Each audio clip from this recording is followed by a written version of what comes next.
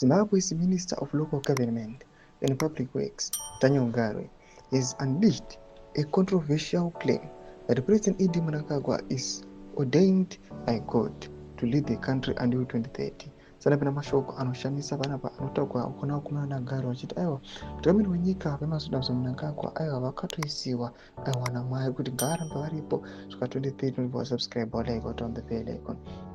Tipinda munyanda radio vanobuda vanyora vachiti in quotes, today we are witnessing small individuals like Gomwe and Zenengam saying whatever they are saying. Don't be frightened, Garwe said while addressing a recent Sunbeam event. The Bible says, if you want to see the glory of God, a demon must come out first. This is a manifesting demon meant to show the greatness of God. The glory of God will prevail upon our president, Dr. Idi Mnangagwa, whether they like it or not, whether they shout it our president or not, whatever they denigrate our president or not, the president will be at the helm of the country until 2030.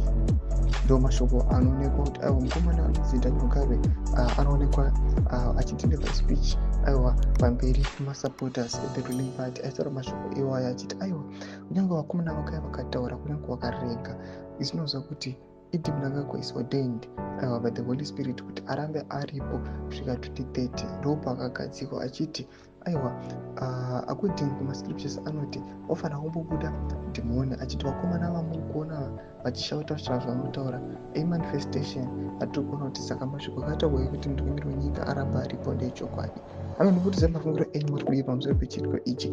Vanhu zvari kukriticize achiti aiwa vakomana ngavakudzora ngavambomira zvoda kuita zvekuextenda term. Nda comment section mbiri mudze mafungiro enyu. Subscribe or like and turn on the bell icon.